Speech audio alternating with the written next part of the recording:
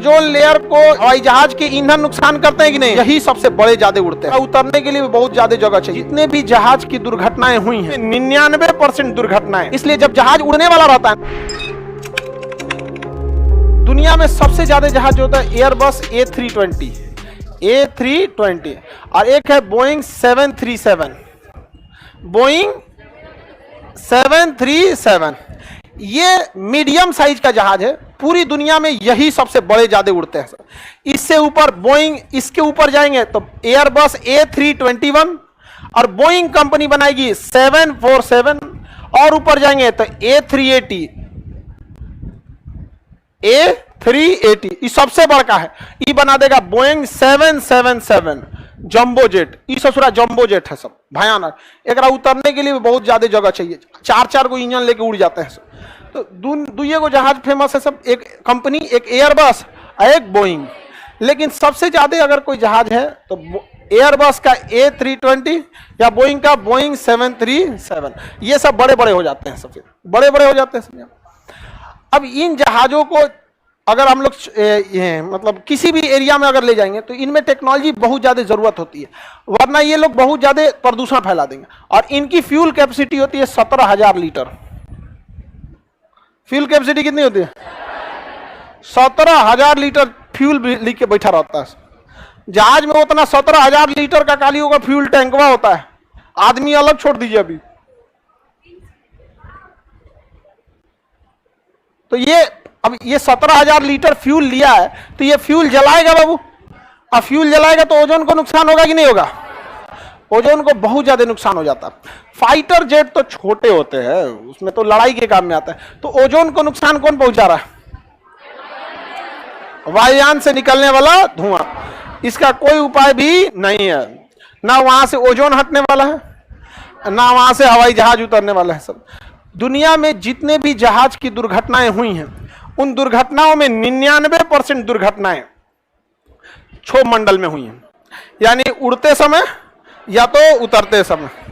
उड़ता है यहां से सीधे बिखियाइले भाग जाता है, देखते हैं इसे सीधे लेके भागता है वहां पे। और जैसे आप बैठिएगा ना तो जब क्षोभ मंडल में घुसेगा उड़ेगा तो आपको फील होगा, कुछ हल्का हल्का हल्का हल्का लगेगा कि हिला डुला रहा है ऐसे ऐसे ऐसे ऐसे।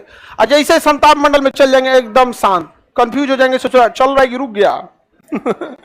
नहीं रुकेगा कैसे? वहां पे जहाज नहीं रुक सकता है। तो मजबूरी भी वायुयान का है, वो इसमें नहीं उड़ सकता है।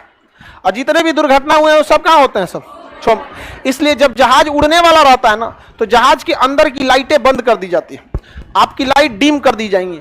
आपको आपके ऊपर एक पर्सनल लाइट रहता है टॉर्च जैसा, उसको जला सकते हैं अगर आपको काम है। अदरवाइज में अंदर अंधेरा कर दिया जाता है कि बाहर क्या हो रहा है देखा जा सके। कहीं कोनो चिड़िया तो ना टकरा गया, कहीं कुछ हो गया, पता चला अंदरों लाइट हो गया, बाहर रोशनी है, ये कुछ दिखबे नहीं करेगा, बाद में पता चला चल गए। तो कभी भी आप में से जो जहाज में बैठे होंगे आप देखे होंगे उतरने टाइम और लैंड करते समय और टेक ऑफ के समय अंदर की लाइटें डिम कर दी जाती हैं। वायुयान के लिए सबसे अच्छा कौन होता है? हाँ, ओजोन लेयर को हवाई जहाज के ईंधन नुकसान करते हैं कि नहीं? अब इसी के साथ रहना पड़ेगा। लेकिन फिलहाल अच्छी खबर यह है कि ओजोन लेयर दोबारा से क्या हो रहा है? भर रहा है। क्योंकि हम लोगों ने ओजोन को नुकसान करने वाले अन्य चीजों पे बहुत अच्छे से नकेल कस दिया। CFL बल्ब में क्लोरीन होता था। CFL बल्ब में क्या होता है? क्लोरीन। अब पूरी इंडिया से लगभग CFL का प्रचलन ही खत्म हो गया पूरी दुनिया से। आप देखिए अब LED आ गया। क्या गया? LED। तो वहां से CFL खत्म हो गया। रेफ्रिजरेटर से भी अब धीरे धीरे खत्म हो रहा है वहां से व्यवस्था। हालांकि उसमें फ्रियॉन गैस होता है, लीक कर जाता है, फ्रियॉन 22, वो भी नुकसान करता है। तो ओजोन को फ्लोरीन, क्लोरीन जितने 7 ग्रुप वाले हैं सब क्या करते हैं? नुकसान करते हैं। तो ओजोन लेयर को नुकसान करता है वायुयान की परतें, धुआं। आगे बढ़े, इसके ऊपर होता है आपका मध्य मंडल। कौन सा होता है? कौन होता है? मध्य मंडल। मध्य मंडल सबसे बीच वाला भाग है, इसलिए इसका नाम क्या है? मध्य मंडल। मीजोस्फीयर। क्या होता है? मीजोस्फीयर। मध्य मंडल, मध्य मंडल, मध्य मंडल। ये 80 किलोमीटर तक होता है। कितना होता है? ये सबसे ठंडा होता है। क्या होता है? सबसे ठंडा, सबसे कोल्डेस्ट हो जाता है। माइनस में टेम्परेचर चला जाता है। टेम्परेचर कहां चला जाए? माइनस। जब भी जहाज यहां रहता है ना तब तक ठीक है। और जैसे वायुयान उड़ के कहां जाता है? समताप मंडल में टेम्परेचर इतना ठंडा हो जाता है कि जहाज के बाहर बर्फ जम जाता है। जहाज के बाद क्या हो जाता है, बर्फ जम जाता है। वो इतनी स्पीड में रहती है कि बर्फ जमने का टाइम नहीं मिलता है उसको, क्योंकि बर्फ जमने के लिए हिल डुल नहीं करना चाहिए, वरना बर्फ जमा हिला डुला दीजिएगा बर्फ टूट जाता है। तो बर्फ जम जाता है जहाज के ऊपर। वहां पे एक जहाज थी बोइंग की, बोइंग 737 मैक्स, उस जहाज की खराबी क्या थी, उसके आगे बर्फ जम जाता था थोड़ा थोड़ा ना, तो उसका सेंसर गलत डाटा देने लगता था।